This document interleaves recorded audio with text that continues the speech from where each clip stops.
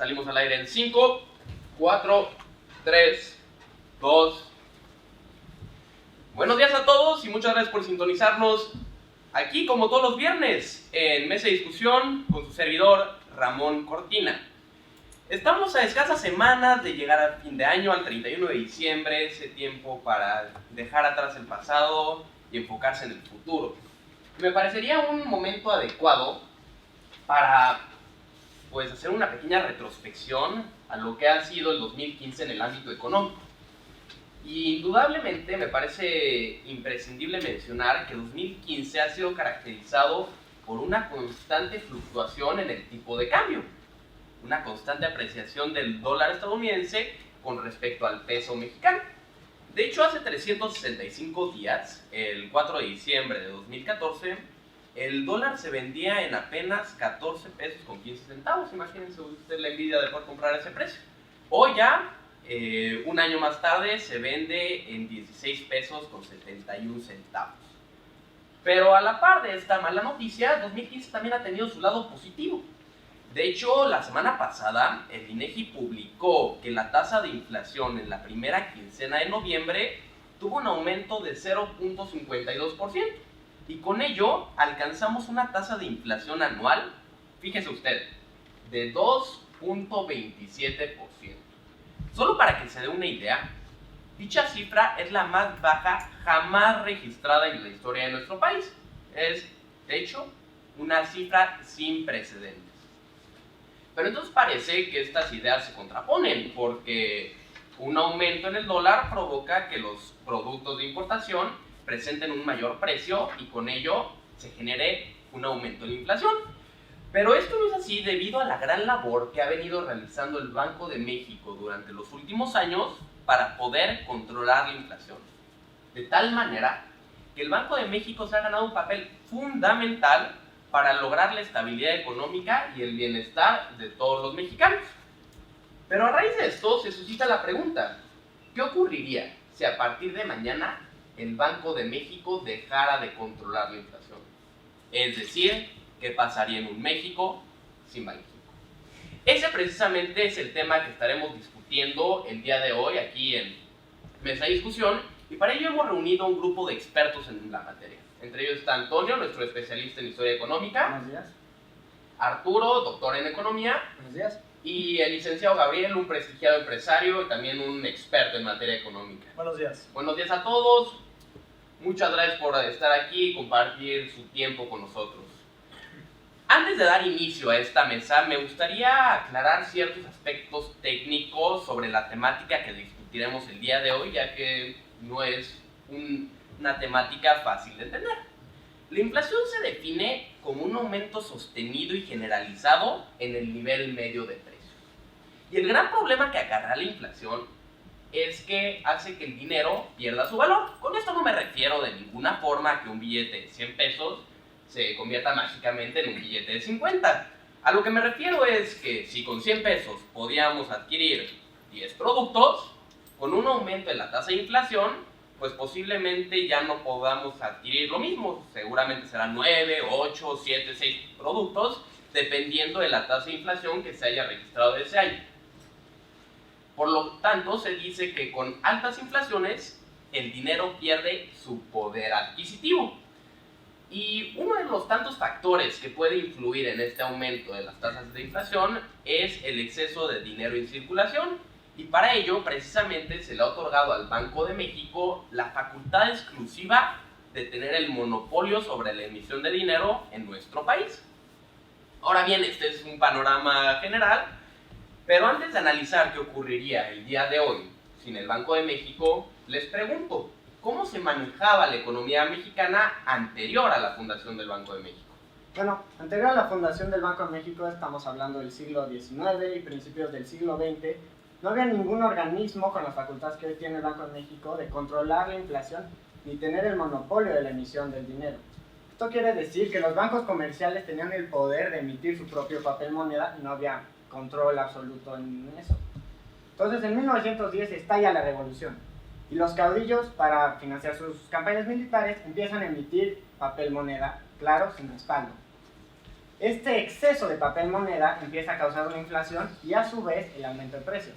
En 1914 se registran cifras de que el arroz subió 1.490% y el frijol 2.200%. Perdone que lo interrumpa, licenciado. Estamos hablando que si en 1913, no sé, un kilo de frijol valía 10 pesos, ya para el 14 valía 200 y pico de pesos. 200 y pico pesos. Y esta alza en los precios, claro que dejó desconcertar a la población. Empezó a haber una desconfianza en la población sobre su sistema económico.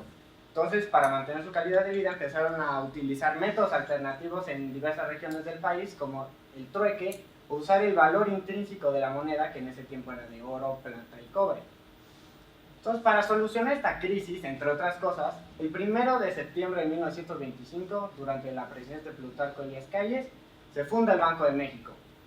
Este organismo actualmente, según el artículo constitucional número 28, su tarea es mantener estable el poder adquisitivo de la moneda nacional para fomentar así el bienestar de la población mexicana. Pero bueno, a pesar de que ya tenemos un banco central, hay que recordar la década de los 70s y de los 80s, en la cual tenemos unas tasas de inflación mayores al 100%. Esto se debe a que el gobierno le exigía al Banco de México que imprimía más dinero sin respaldo y causar estas tasas de inflación bastante altas. Bueno, pero también hay que considerar que en estas décadas el Banco de México no gozaba de la autonomía, la cual se le otorga en 1994. Ya, tras la autonomía, el Banco de México es libre de ejercer sus funciones sin intervención externa para ya sea cubrir un déficit fiscal o cualquier otro tipo de cosa, para precisamente asegurar la estabilidad y un entorno económico sano y estable en nuestro país. Sí, por supuesto. Y esto se ve reflejado de manera sumamente clara en que a partir del año 2000, la tasa de inflación en nuestro país nunca ha vuelto a superar esa barrera del 10%, dando un claro mensaje de que la autonomía significa una reducción y un mayor control sobre la inflación. Pero ahora bien, ¿qué representa esta autonomía? Es decir, ¿qué acciones realiza el Banco de México para poder controlar la inflación? Bueno, primero tenemos la ventaja que el gobierno ya no le exige al Banco de México a que imprima más dinero, ¿no? Eso nos ayuda mucho. Y como segundo lugar, tenemos que la política monetaria que usa el Banco de México para controlar estas tasas de inflación e influir indirectamente sobre la economía mexicana. Disculpe, licenciado, ¿a qué se refiere con política monetaria? Bueno, la política monetaria son todas aquellas acciones que toma el Banco de México para controlar la tasa de inflación. Lo que utiliza como herramienta principal es la tasa de interés interbancaria que se impone a los bancos comerciales. Entonces, a veces se hace que la tasa es muy alta y por lo tanto hace que el ahorro sea algo atractivo para el público, que no quieran sacar crédito. Entonces, esto causa que la demanda agregada baje y asimismo las tasas de inflación bajen. Es decir, retomando la pregunta inicial de un México sin Banxico, pues en primer lugar, la primera carencia que se puede observar es que ya no hay un control sobre la emisión de dinero y puede llevar a que se imprima más dinero sin respaldo alguno en la producción. Y por otro lado, una cuestión sumamente ligada con la primera, es que ya no hay un organismo capaz de implementar estas políticas monetarias que, como bien dice el licenciado Gabriel, puedan influir indirectamente en la inflación al promover el gasto o promover el ahorro, llevando consigo a un aumento en la inflación, es decir, a un ambiente de altas inflaciones. Pero, ¿qué consecuencias puede traer este fenómeno? Bueno, indudablemente en este panorama de México sin Banxico, lo que daría paso sería una hiperinflación. Lo que sucede, bueno, John Maynard Keynes lo que nos dice es que las fluctuaciones de mercado son un proceso totalmente natural y normal en cualquier economía capitalista sana y estable. Sin embargo, requiere de alguna organización, como tal y como lo es el Banco de México, para mitigar estos efectos inflacionarios a través de políticas monetarias, como lo es las operaciones de mercado abierto, por ejemplo, y así mitigar estos efectos y proteger a nuestra economía de altas inflaciones. Sin embargo, sin una organización tal y como es esta, lo que sucedería sería un aumento en la demanda agregada. Ya que se pierde el monopolio sobre la emisión monetaria, lo que sucede es que ya bancos comerciales van a poder tener la facultad de emitir papel moneda. Entonces ya no va a haber alguna regularización o monitoreo acerca de la emisión monetaria en nuestro país. Entonces se va inyectando periódicamente nueva liquidez en nuestra economía. Entonces cada agente económico que participa en nuestra economía ve en sus manos nuevo dinero al que puede gastar, dando un aumento en la demanda agregada. Sin embargo, a la par con este fenómeno, la oferta no es capaz de igualar a la demanda, junto por dos razones principales. La primera y más importante, siendo este ambiente de incertidumbre económico acerca de las tasas inflacionarias, pues ya las empresas, compañías, ya no saben hacia dónde se va a estar dirigiendo esto, llevando a una colocación errónea de recursos. Segundo, tenemos a la producción que va a ir disminuyendo, ya que si se producía X cantidad de cosas por un precio, ese precio va a ir aumentando para mantener esa producción. Pero para tratar de mantener una rentabilidad, las empresas van a disminuir sus costos, así disminuyendo su producción. Esto, pues inevitablemente, lo que sucede es que la demanda y la oferta ya van a estar tan disparadas que llega un punto en el que la economía ya no es capaz de sostenerse por sí sola, dando paso a una depresión de la cual no va a haber salida. Sí, claro, y también recordemos otro aspecto muy relacionado con este decremento de la producción, y es que los bancos comerciales, cuando existe un ambiente de inflaciones altas, tienen mayor incertidumbre sobre qué tasa de inflación va a existir y por lo tanto, como un mecanismo de protección, van a aumentar sus tasas de interés sobre el crédito. Este aumento en el precio del crédito genera inevitablemente que los sectores productivos de nuestro país ya no puedan tener esta herramienta como una arma para tener mayores inversiones y de esta forma fomentar el crecimiento económico, y esto generará indudablemente un parálisis absoluto de nuestra economía. No, y piensa en la población. Si su poder adquisitivo se reduce tan drásticamente y los precios a la par se elevan, pues no van a saber cuánto de verdad vale su moneda. Justamente ayer el subgobernador del Banco de México, Manuel Sánchez, dio un discurso en el Museo Franz Mayer, donde hablaba de que si el valor del peso disminuye, la población va a dejar de confiar en él. Y para mantener su calidad de vida van a tener que recurrir a métodos alternativos que no van a ser igual de eficaces a la economía actual. Porque el peso es un valor estandarizado y mundialmente aceptado que permite el intercambio comercial que tenemos ahorita. Aquí entramos al problema de las empresas.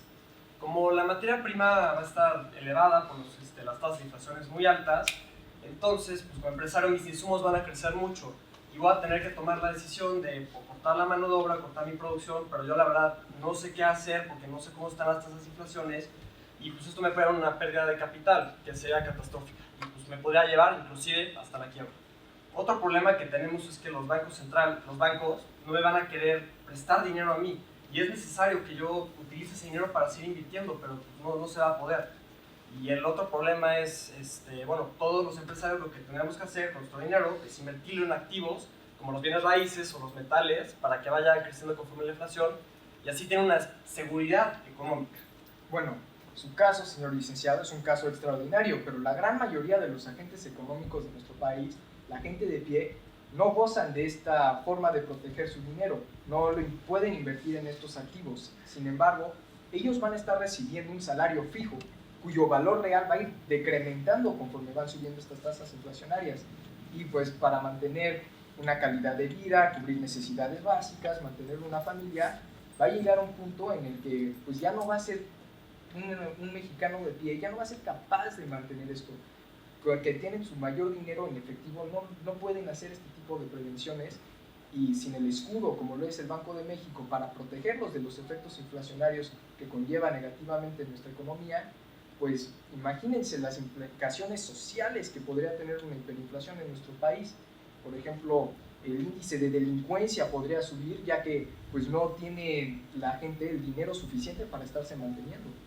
Sí, por supuesto. Y un grave problema muy ligado a lo que dice usted, doctor, es que en México ya tenemos esta grave situación de la desigualdad socioeconómica. Un aumento en la inflación, ya que los sectores más vulnerables de nuestra población tienen la mayor parte de su dinero en efectivo y este va a perder su valor, únicamente va a abrir y ampliar esta brecha social y económica que de por sí ya es un grave problema en nuestro país. Ahora bien, no nos queda mucho tiempo, proseguiremos a los comentarios finales. Los invito a que cada quien desde su área de mayor conocimiento y experiencia nos comente qué ocurriría en un México sin banking. Bueno, como historiador, yo creo que si uno no recuerda la historia, está condenado a repetirla. Por eso es de vital importancia recordar todas las acciones que hace Banxico para mantener una economía sana y estable.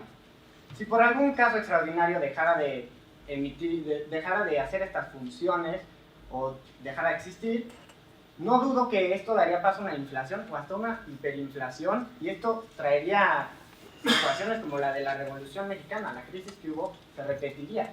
Ahora, esto de la Revolución Mexicana puede parecer distante porque pues, es un mundo moderno, pero no olviden que actualmente hay países que no tienen banca central y que no controlan la inflación, y estos tienen una tasa de inflación del 200%, y esto claro que afecta gravemente a la economía nacional. Pero como empresario les tengo que decir que es esencial que el Banco de México controle la inflación. ¿Por qué? Porque esto permite que haya un crecimiento económico en el país, permite que los empresarios sigan invirtiendo y creciendo. Y otra cosa que es muy importante es que informemos a las futuras generaciones la labor que ha hecho el Banco de México de mantener estas tasas de inflación tan bajas. Porque pues, no han vivido la época de los 70s y de los 80s en las cuales eran unas tasas muy altas y vivimos muy cómodos hoy en día con la realidad que tenemos. Sí, también es importante hacer énfasis en pues, todas estas implicaciones sociales que pues, sufre el sector más vulnerable poblacionario de nuestro país sin el escudo de un banco central para mitigar efectos inflacionarios. Por eso se le conoce a la inflación también como el impuesto de los pobres, porque finalmente la gente que más sufre estos efectos pues es la gente de pie. Sí, yo pienso que los temas y conceptos que tocamos en esta mesa el día de hoy pueden resultar un tanto distantes y alejados de nuestra realidad, porque efectivamente nuestra realidad es una inflación de 2.27%, no de 200%. Pero tengamos muy presente que para cualquier país es muy fácil usar esta herramienta de la impresión de dinero, llámese para saciar el déficit fiscal, como una excusa para aumentar y generar crecimiento económico, pero al final del día los efectos que trae la inflación son mucho peores y mucho más devastadores de los que trae en primera instancia. Esto me recuerda una frase que escuché hace mucho tiempo, que dice que el exceso en la emisión de dinero es como el alcohol. En un principio, el alcohol te trae grandes felicidades, alegrías, y para el gobierno, pues es un alivio tener este exceso de dinero en circulación. Pero a la mañana siguiente, la cruda es mucho más grave del efecto agradable que se vivió en primera instancia. El país despertaría en un ambiente de caos económico, donde los sectores productivos de nuestro país se verían totalmente estancados, sin crecimiento alguno, y donde lamentablemente el sector más afectado es el que de por sí ya se encuentra más vulnerable dentro de nuestra sociedad, lo cual conlleva graves implicaciones sociales y un aumento en la desigualdad socioeconómica que ya se presenta en nuestro país.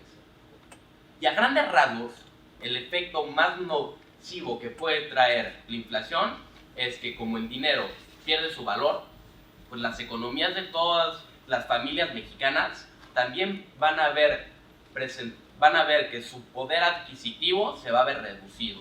Es decir, ya no les va a alcanzar a algunos para cubrir sus necesidades básicas, y esto va a conllevar inevitablemente un decremento en su calidad de vida. Por eso es tan importante ser conscientes de la importancia que tiene el Banco de México para poder controlar la inflación.